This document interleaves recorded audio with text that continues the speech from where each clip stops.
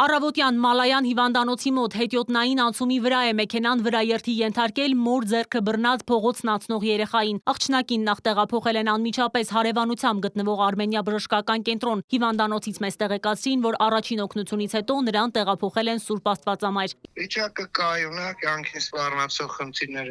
դրությամբ չունենք։ Ունենք սերունքի կոտրվածք, որը երևի վաղ կվիրահատվի արդեն։ Առայժմ վիճակը կայուն է։ Փափուկ լուսվածքների սալջարդ ունենք, բայց մնացած առումներով կայուն է երեխան։ Գլխուղեղի վնասված չկա։ Շոկային է եղել էլի վիճակը ընդունվելիս, բայց հիմա լավ է։ Տրավմատիկ շոկի ժամանակ կարա գիտակցությունը մի քիչ սեղված լինի, ոչ պարզ։ Հիմա արդեն այդ առումով կայուն վիճակ է։